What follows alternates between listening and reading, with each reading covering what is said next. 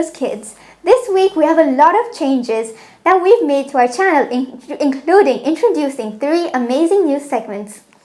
We've also started going on LinkedIn and we'll start going on other social media platforms soon. So please subscribe to us on YouTube and follow us on different social media platforms. Thank you so much and share our videos because that would help us so much. Thank you. This week we also did a rebranding to ANN News Kids, changing our logo and banner, which you can see on our YouTube homepage. We'll also be posting more frequently on the community post, so don't forget to check that out. And we would love to hear your feedback, so go ahead and comment on this video. Thank you so much. Welcome back to ANN News Kids. This week on the headlines we have the Seoul crash killing hundreds of people, the climate crisis and the COP27, the midterms in US and the voting, and Elon Musk and his changes to Twitter. After that, we have the Hungry for History segment where we will be talking about the Industrial Revolution, the Crazy Culture segment in which we will be talking about the fun popular game Monopoly, and the Persona segment where we are talking about the Wright Brothers and their invention. Coming soon, we will be having Imran Khan's shooting and almost assassination, the bridge collapsing in Gujarat, India, and the North Korean missiles, as well as the fight with South Korea. We are interviewing Veronique Couttee as our special guest this week, who has the first company of geospatial tech in Mauritius. I really hope you enjoy. Please like, subscribe, share, and comment below because we are trying to get to 1,000 subscribers.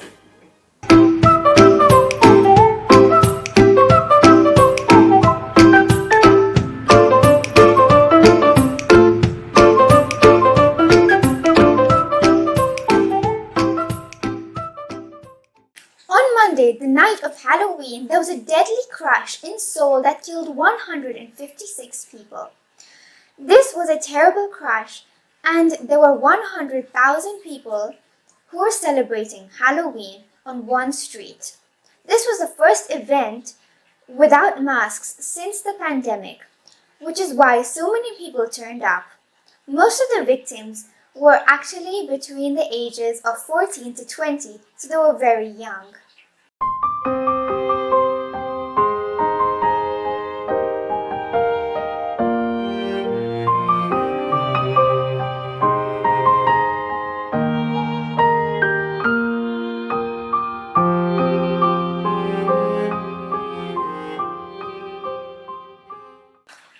The police were informed 4 hours before the many deaths started that something was going wrong there, but their response time took a long time and they're being blamed for these many deaths.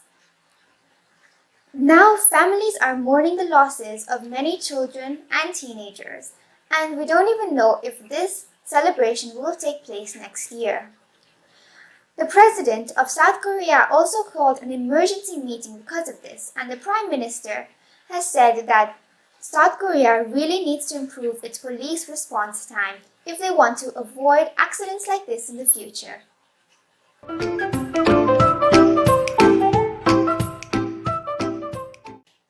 The COP27 is an event held annually to talk about the climate impact on the world and to discuss solutions for the next year. This year it's being held in Egypt, and many world leaders are going to attend, including the British Prime Minister, who earlier said that he could not make it. Last year in the COP26, many promises were made, but now almost all of them have been broken. This is a terrible thing, and one of the biggest reasons that they have been broken is because of the Russia-Ukraine war. The Russia-Ukraine war has contributed so much to climate change because of all of the firearms and bombs that have been creating climate change and fossil fuels.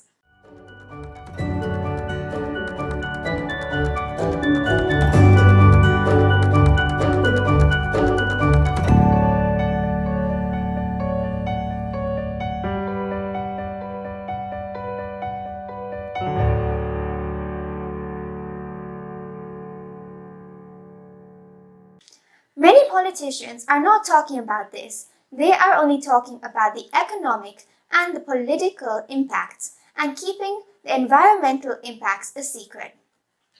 This is a terrible thing, and many people don't even know how bad it is.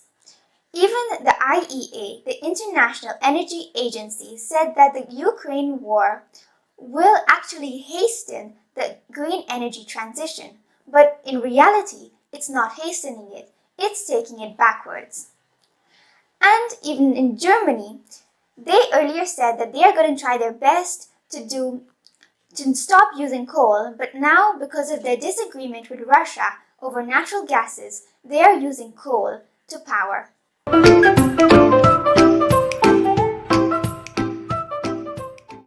This year, the US midterm elections are being held on November 8, 2022, the time when the Congress gets to investigate how the president has been doing so far. They also get to pass laws and vote on them. For the past 2 years, the Democratic Party has been getting the majority, which is good for President Joe Biden because he has been able to pass the laws that he wanted easily. But this year, it's very close, so the Republican Party might have a chance.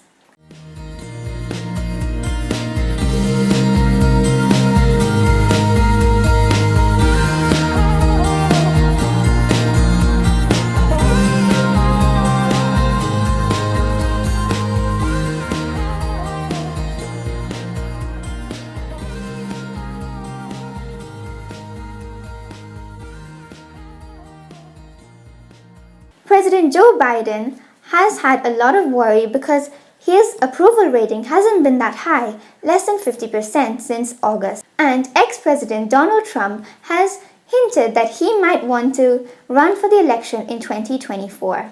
This year, the Gen Z, the new generation, is going to be voting a lot because of the social media influences. In the past 2 generations, there hasn't been so much voting from the younger generation, but this time it's double what was there before. And this is good because now a lot of influencers are convincing their fans on social medias like TikTok to vote.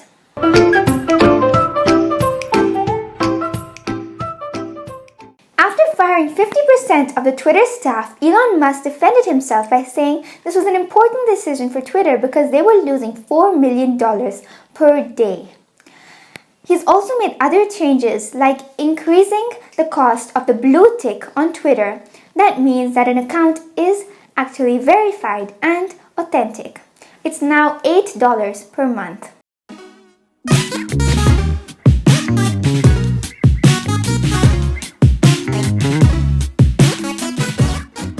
He's also decided to have Twitter rely on advertising less and have money on other ways. Many companies have also started dropping out of the advertising in Twitter, such as a rival of Tesla, General Motors. Now, Elon Musk has a huge challenge at hand because Twitter has not made a profit in years. Hello everyone, welcome to the Hungry for History edition. This edition is a special one and we're going to be talking about a period of history that is really interesting. I really hope you enjoy. Hello everyone, this week for our first Hungry for History edition, I'm going to be telling you about the Industrial Revolution. The Industrial Revolution was a period of scientific and technological advancements during the 18th century. This made rural societies transform into urban ones, and it led many people to move from towns into cities, where they could have more opportunities, although this meant that the towns and cities were very dirty and filthy all the time. During the Industrial Revolution, a lot of discoveries and inventions were made, such as the clothing industry, where it all began. In the clothing industry, there was the invention of the flying shuttle, which transformed the clothing industry. After that, there were a lot of many great discoveries and inventions, such as the steam engine that powered factories, engines, and even trains. The Industrial Revolution started in the UK, but also led to the other European countries, the US and Japan, to make more advancements. Hi everybody, everybody, welcome to our persona segment. In this segment, we are going to be talking about a famous person or group of people every single week. And I hope you learn a lot. Hi everybody, this week for our first ever edition of Personas, we are talking about two very special people that changed human transportation forever. The Wright brothers, Orville Wright and Wilbur Wright. These two were brothers who grew up in the USA and they invented the aeroplane. Orville Wright flew the first aeroplane in North Carolina in 1903. This was an invention that changed human history. They always loved inventing things, and their invention of the aeroplane changed and evolved over time because they kept making it better. Wilbur Wright was the first one to fly Flyer 2, which was the first ever flight that lasted more than 5 minutes. Now, August 18th is known as National Aviation Day in the USA because it was Orville Wright's birthday. This week for the A&N News Kids Future Career segment, we are interviewing Mrs Veronique Couttee, an incredible person who started her career in biology and then went to geospatial tech, where she has a company in Mauritius. Really hope you enjoy and learn something new.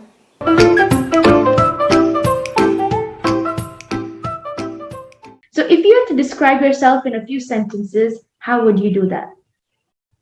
I would definitely say I'm very passionate about what I do. I'm very passionate, especially when it comes to community work and injustice. Mm-hmm.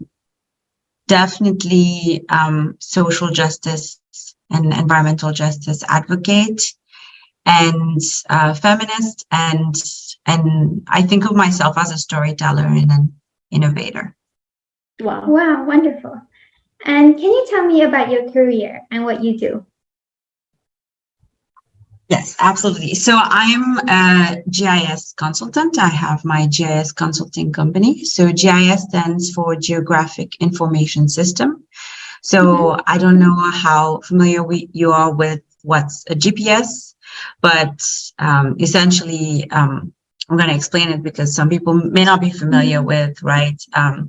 So you have GPSs that gather information with satellite that helps us identify points on the Earth. And geographic information system, on the other hand, is basically combining this geographic information, so the point lines and polygons that are on the planet, and combining that with the computer and data to give you a GIS system. So an example is, so GIS is actually used every day, everywhere, all the time, without us knowing. And one example is in my line of work, I use GIS, for instance, to find where critically endangered species are located. So we can create abundance maps, and I create maps to show where there are important areas, important environmental areas.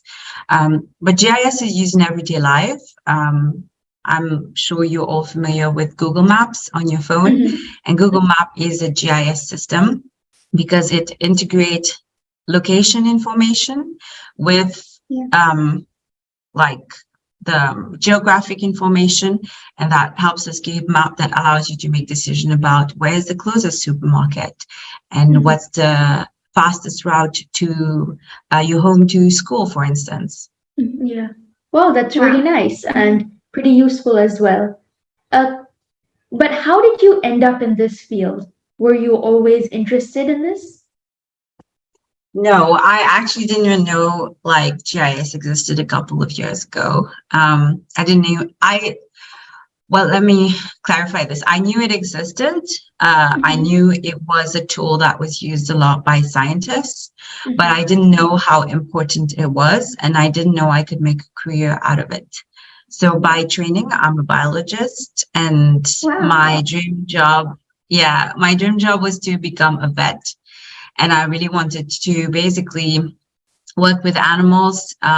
I didn't become a vet, but I became a wildlife biologist in Mauritius and Seychelles. And what I started noticing is there was real challenges on the field to have access to information and data. And for us to have impact on the world and to make change, we must have a really strong understanding of what is around us. That I think that's essential. So I gravitated toward GIS and I got a job, a fellowship specifically focused on developing GIS skills, after which I decided to launch my own company. And that job was in the United States, working with a nonprofit, doing bird conservation work. Wow, that's amazing. Wow. Yeah, I mean, your journey is incredible from a biologist to what you are now. It's amazing. What do you enjoy the most about what you do? I will definitely say what I enjoyed the most is what we're doing right now. I think education, spreading awareness about it, because I really want more people to be aware that GIS is an accessible technology. I have a fellowship for women in the science, technology, engineering, and mathematics fields teaching GIS called the Afritech Fellowship. And it's a fellowship targeting women in Mauritius because there's definitely a gap in women in the science field globally. And so that gap exists also in the GIS field. And it is truly my passion to educate and share whatever I've learned along my career to other emerging women leaders like yourself and like other women that I meet. I'm very excited to do that. Wow. Wow, that's amazing. And how did COVID affect what you do? Well, I don't want to say it was positive, but interestingly enough, because my job is computer-based, it actually created an opportunity for me to work. I work for the United States from Mauritius currently. So I work for Canada and the United States. I don't think that would have been as possible before COVID. I think COVID showed that there was the opportunity to work from anywhere in the world. And it was a horrible, and it still is a horrible pandemic affecting many lives. But I think it has changed the way we work, and it has opened new job opportunities, especially in the tech space. So in an odd way, there was a bit of a silver lining for my career path to have people at least go on lockdown, not necessarily the pandemic itself. Wow, that's yeah, it really worked in your favor. That's nice. And what is your advice to kids? My advice to kids is to be curious about the world.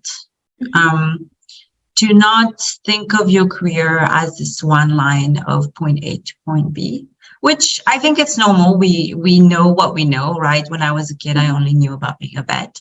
So I didn't know all the other jobs. So I think approach the world with curiosity. Be curious. I mean, I'm sure you two also have been already exposed to many careers by doing this show that you didn't know about before. And I think that's the most important thing, is to be curious, because the world is really, really big and there's many, many jobs out there. And I think you have to remain curious and to choose what makes you passionate and makes you happy emotionally, spiritually, physically, financially, and to choose a career that can fulfill you in many, many aspects of your life. That would be my advice to them. But stay curious, because I think we often think science is for grown-ups. I think it's a fallacy, because the very definition of science is curiosity and asking questions. And I think keep asking questions. Like, even if people don't like it, keep asking questions. Thank you so much. Thank you so much for your time today. It was really wonderful speaking to you and learning a bit more about what you do. Absolutely. It was an honor to be on your show, and I can't wait to watch. I've already subscribed to your channel, so I'm really excited to see more of your videos. Thank you so much. Thank you. Have a wonderful day. You too. Bye.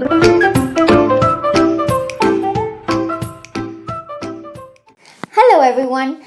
Now we are introducing another segment that is new, the Crazy Culture segment. In this segment, we are going to be talking about so many different topics ranging from games, music, and entertainment. You're going to be learning so much in the culture industry, and I really hope you enjoy. Hi everybody, this week for the first edition of the Crazy Culture segment, I am going to be telling you a lot about the game that everyone knows, Monopoly. Did you know that Monopoly was patented in 1904 by someone called Elizabeth Magie? However, it was bought by the Parker brothers in 1936 and named Monopoly. As earlier, it was called the Landlord's Game. It's been a very popular game for more than a century, and almost everyone has it today. Why is it so popular? It's very popular because it's a game that's combined of strategy and chance, and it also is suitable for all ages, and it's fun to play with the family. It has a very clear goal to drive the other players into bankruptcy.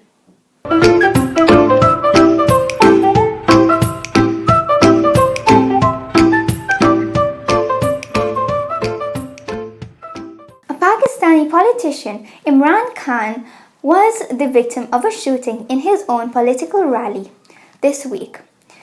He was having a rally calling for his supporters to call an early election before next August so that he could become the next leader of Pakistan.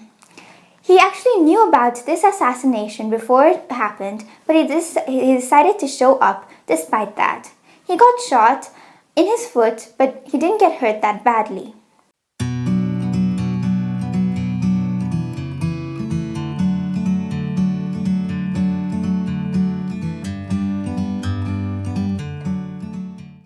He blamed some important politicians for this, and he said that until they step down, all his supporters, including him, will fight until they back down. Recently, one of his key members and journalists was also killed in Kenya, which means that these two are connected.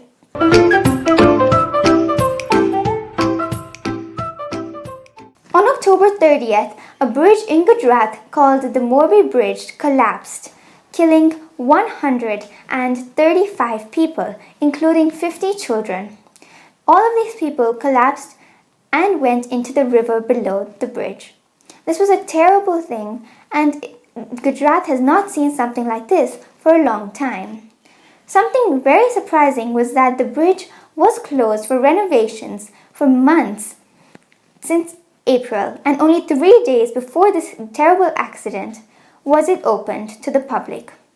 9 people have been arrested for suspected homicide charges, and they are all connected to Oreva, which is the company doing all the renovating and the manufacturing work for this bridge.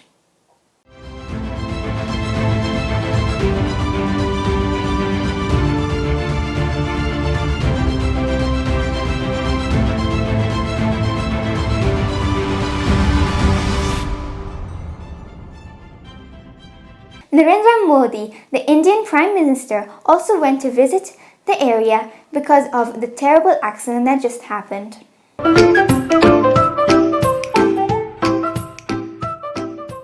North Korea just launched an intercontinental ballistic missile that failed halfway up. This was supposed to be fired at Japan, but it failed. It's the 7th one that North Korea has blasted this year. And there are tensions rising because North Korea might even blast a nuclear missile soon. They have nothing to lose as their international image is not great.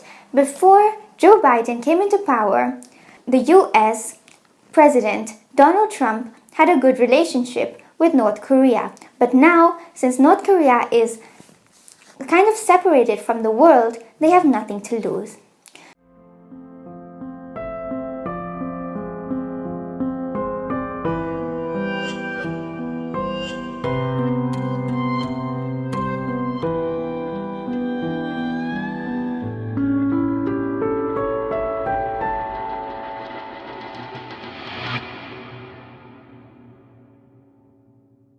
Now, both the Koreas are firing missiles at each other, and South Korea also prepared 80 fighter jets ready after detecting many North Korean warplanes. This year is a record for North Korean missiles, and it comes just 1 month after North Korea fired Japan with missiles.